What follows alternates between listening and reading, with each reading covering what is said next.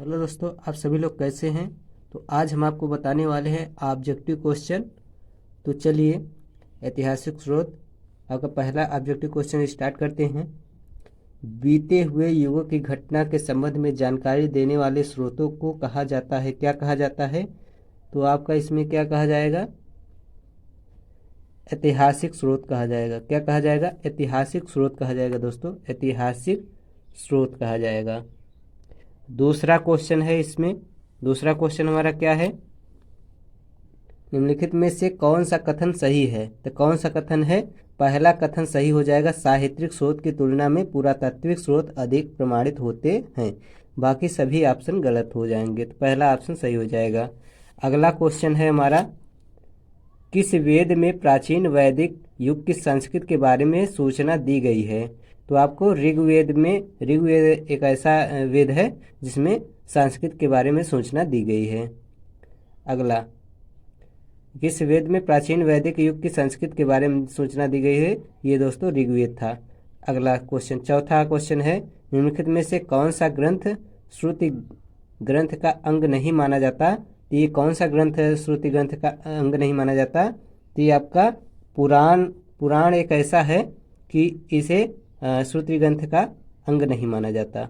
बाकी आपका संहिता भी, ब्राह्मण भी और उपनिषद भी आपको श्रुति ग्रंथ के अंग माने जाते हैं। बाकी आपका पुराण आपका एक ऐसा युग है, इसे आपको ग्रंथ नहीं माना जाता। अगला, निम्नलिखित में से कौन सा ग्रंथ यह दावा करता है कि जो उस ग्रंथ में है वह विश्व में है और जो उस ग्रंथ में नहीं है वह विश्व में अलभ्य है। तो ये महाभारत है। कौन सा ग्रंथ है, महाभारत आपको ऐसा है कि जो सबसे अलग भी है। देखिए, निम्नलिखित में से कौन सा ग्रंथ यह दावा करता है कि जो उस ग्रंथ में है वह विश्व में है और जो उस ग्रंथ में नहीं है वह विश्व में अलभ्य है। तो ये आपका महाभारत हो जाएगा। अगला आता है छठा क्वेश्चन, त्रिपिटक धर्म ग्रंथ है, ये आपका कौन सा धर्म ग्रंथ है। तो ये आपका बौद्ध धर्म ग्रंथ है। अगला, जातक किसका ग्रंथ है। जातक आपका बौद्ध का ग्रंथ है। किसका ग्रंथ है, बौद्ध का। अगला आठवां क्वेश्चन, आठवां क्वेश्चन है हमारा, मिलिंद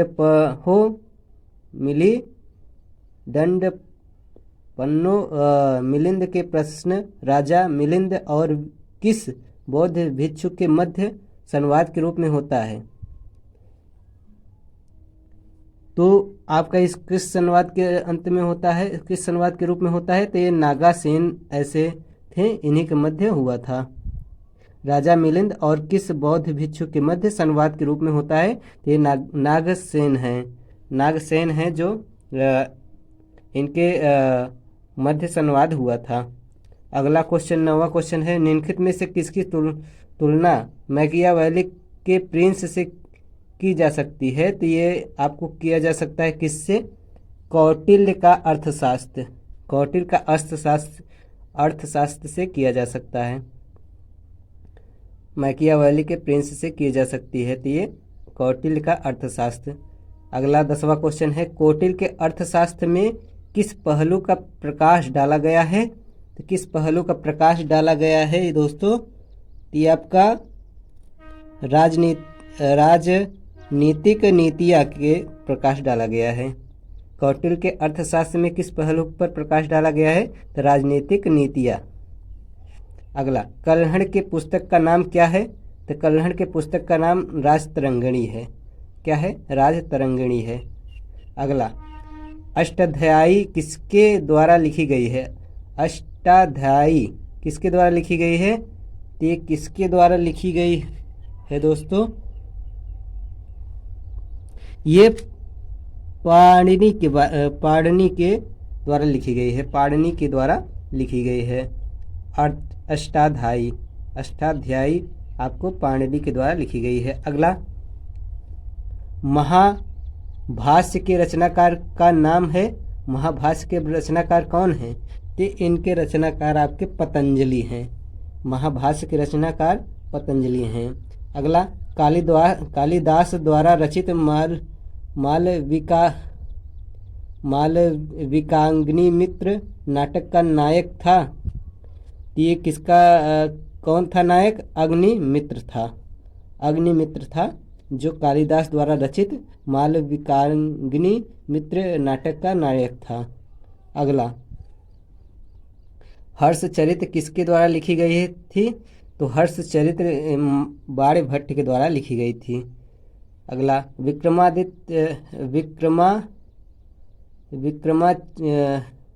विक्रमाचरित्र के रचनाकार का नाम है। विक्रमाचरित्र के रचनाकार का नाम क्या है? तो इनका नाम क्या है? तो इनका बिल्हड़ है। बिल्हड़ दोस्तों, बिल्हड़। तो अगला है 17वां क्वेश्चन, चंद्र बरदाई द्वारा रचित ग्रंथ का नाम है। चंद्र बरदाई द्वारा रचित ग्रंथ का नाम पृथ्वीराज रासो है। क्या है? पृथ्वीराज रासो। अगला 18वां क्वेश्चन है, निम्न में से कौन सा सिकंदर के साथ भारत आने वाला इतिहासकार नहीं था? तो ये कौन सा? हेरोडोटस एक ऐसा था जो भारत का इतिहासकार नहीं था। अगला, निम्नलिखित में से किस विदेशी यात्री ने भारत का दौरा सबसे पहले किया था? तो ये मेगास्थनीज जो थे, ये विदेशी यात्रा ने भारत का दौरा सबसे पहले किया था। मेगास्थनीज जैसे थे जो भारत का दौरा सबसे पहले किया था। अगला 20वां क्वेश्चन, मेगास्थनीज की पुस्तक का नाम क्या है? आपको सभी को पता होगा, इंडिका है। क्या है? इंडिका है। अगला, जियोग्राफिया की रचना किसने किया था? तो जियोग्राफिया की रचना आपको किसने किया था? स्ट्रेबो ने किया था। स्ट्रेबो ने किया था। अगला 22वां क्वेश्चन है आपका, प्लिनी की पुस्तक का नाम क्या है? तो प्लिनी के पुस्तक का नाम है नेचुरलिस हिस्टोरिया। नेचुरलिस हिस्टोरिया आपका प्लिनी की पुस्तक का नाम है। अगला 23वां क्वेश्चन है, पेरिप्लस ऑफ एरिथियन सी की रचना किसने किया था? तो ये किए थे अज्ञातनामा यूनानी लेखक ने। यूनानी लेखक ने किया था। फाहियान कहाँ का निवासी था? अगला क्वेश्चन है। तो फाहियान चीन का निवासी था, ये सभी को पता होगा। फाहियान कहाँ का निवासी था? फाहियान चीन का निवासी था। फाहियान किसके शासनकाल में भारत आया था? तो ये आपको पता होना चाहिए, चंद्रगुप्त द्वितीय के शासनकाल में आया था। फाहियान किसके शासनकाल में भारत आया था? तो चंद्रगुप्त द्वितीय के शासनकाल में आया था। अगला 26 क्वेश्चन, हर्षवर्धन के समय में कौन सा चीनी यात्री भारत आया था? तो ये था ह्वेन इस्तांग ने हर्षवर्धन के समय चीनी यात्री भारत आया था। अगला, 9वीं सदी में भारत आए अरब यात्री सुलेमान ने किस साम्राज्य को रुहमा कहकर संबोधित किया था? तो एक पाल था, उसे ही क्या करके रुहमा कहकर संबोधित किया था। अगला, अलबेरूनी किसके शासनकाल में इतिहासकार था? तो ये महमूद गजनवी के शासनकाल में इतिहास था। अलबेरूनी किसके शासनकाल में इतिहासकार था? तो ये महमूद गजनवी के शासनकाल में इतिहासकार था। अगला, यात्री इब्न बतूता कहाँ से आया था? इब्न बतूता कहाँ से आया था? तो ये मोरक्को से आया था। मोरक्को से आया था। अगला, दक्षिण अफ्रीकी यात्री इब्न बतूता किसके शासनकाल में भारत आया था? तो ये किसके शासनकाल में भारत आया था? तो ये आया था मोहम्मद बिन तुगलक के शासनकाल में आया था। अगला, फारस के सुल्तान मिर्जा शाहरुख के राजदूत के अब्दुल रज्जाक ने किस विजयनगर सम्राट के शासनकाल में विजयनगर की यात्रा की? ये आपका था देवराय द्वितीय था जो विजयनगर की यात्रा की थी। अगला, भारतीय पुरातत्व सर्वेक्षण की स्थापना कब हुई थी? तो तो भारतीय पुरातत्व सर्वेक्षण की स्थापना हुई थी 1861 ईस्वी में। 1861 ईस्वी में हुई थी भारतीय पुरातत्व सर्वेक्षण। अगला, भारत पुरातत्व का जनक किसे कहा जाता है? तो भारतीय पुरातत्व का जनक किसे कहा जाता था? तो ये कहा जाता था अलेक्जेंडर कर्निघम को कहा जाता था। कर्निघम, अलेक्जेंडर कर्निघम को कहा जाता था।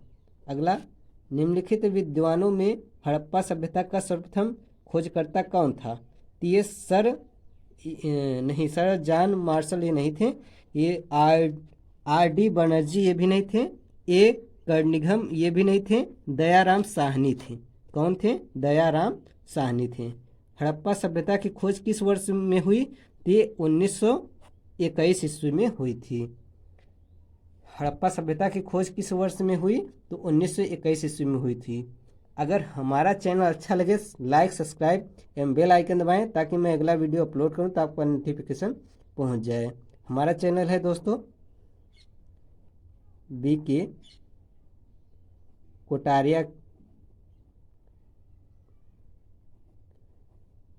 कोटारिया है। इस चैनल को आप सर्च करेंगे तुरंत आ जाएगा और इसके द्वारा पढ़ सकते हैं। तो लाइक, सब्सक्राइब एवं बेल आइकन दबाएं ताकि मैं अगला वीडियो अपलोड करूं तो आपको नोटिफिकेशन पहुंच जाए। धन्यवाद।